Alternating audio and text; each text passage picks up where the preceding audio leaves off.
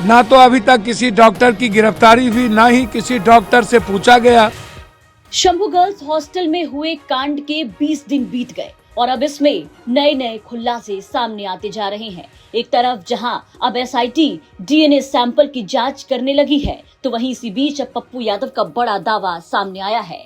दिल्ली के संसद भवन पहुंचे पप्पू यादव ने नीट छात्रा के लिए न्याय की जहां गुहार लगाई, तो इसी बीच पप्पू यादव ने सवाल उठाते हुए कहा कि एसआईटी जो घर परिवार के लोगों का डीएनए सैंपल ले रही है, इससे बेहतर है कि उन लड़कों की जांच करे जो 5 जनवरी यानी कि घटना के एक दिन पहले शंभू गर्ल्स हॉस्टल के अंदर गए थे, जिनका डीएनए सैंपल भी लिया गया। आखिर कौन है वो 5 लड़के?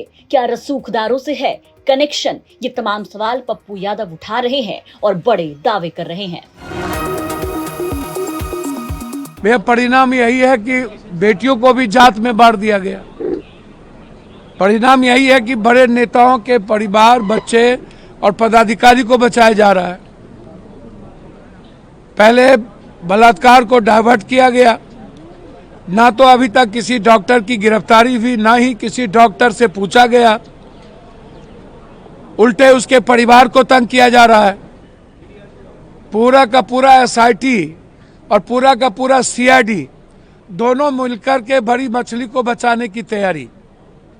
रुपेश हत्याकांड में जैसे लिपापोती की गई, एक बलात्कार हो तब ना, लगातार हॉस्टल और डॉक्टर और थाना, ये तीनों की मिली भगत है। ये लगातार हॉस्टलों का के बच्चियों के साथ सेक्स रैकेट के मामले लगातार आ रहे हैं। यह कब तक? 20 दिन हो गए। पहले कहा गया बच्चियों के साथ बलात्कार हुआ ही नहीं, कोई टॉर्चर नहीं है, नींद की गोली खा लिया। नींद की गोली कहीं लिया ही नहीं गया, रूम में कुछ मिले ही नहीं, कपड़े साफ कर दिए गए, खून हटा दिए गए। किसके लिए? 9 तारीख को एफआईआर हुआ, 6 तारीख की घटनाएं गई, क्या हुआ? 9 तारीख को एफआईआर क्यों? और उसके बाद जब पीएमसीएच के डॉक्टर ने रिपोर्ट दिया तो उस पर दबाव बनाया गया, फिर उसको डाइवर्ट कर दिया गया।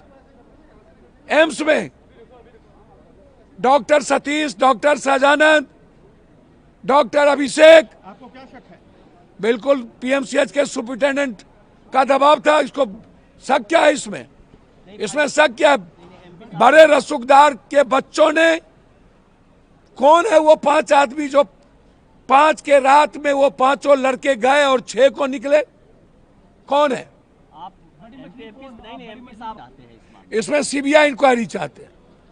इसमें सीबीआई इंक्वायरी हो, सभी हॉस्टल की सीसीटीवी जांच हो और हॉस्टल के कायदे कानून हो, हॉस्टल में सीसीटीवी फुटेज हो, जेंट्स की एंट्री ना हो, बच्चियों को सुरक्षित किया जाए, बच्चियों को सेव किया जाए और नीट्स के छात्राओं के साथ जो बलात्कार हुआ उसकी सीबीआई इंक्वायरी की जाए। तो सुना आपने, पप्पू यादव ने एक तरफ जहां नीट छात्रा के लिए सीधे सीबीआई जांच की मांग की है, तो वहीं पुलिस के साथ साथ इन लोगों पर बड़ा आरोप लगाते हुए कहा है कि पुलिस किसी बड़े रसूखदार के बेटों को बचा रही है। बता दें कि फिलहाल एसआईटी डीएनए सैंपल ले रही है। 25 लोगों का सैंपल लेना है, जिसमें 16 लोगों के सैंपल लिए जा चुके हैं, जिसमें इन 5 लड़कों के समेत मनीष रंजन और पीड़िता के मामा का भी डीएनए सैंपल शामिल है। इसके अलावा भी कई लोगों के सैंपल लिए गए हैं डीएनए टेस्ट के लिए। बता दें कि 20 दिन बीत जाने के बाद भी एसआईटी फिलहाल किसी नतीजे पर पहुंचती हुई दिखाई नहीं दे रही है।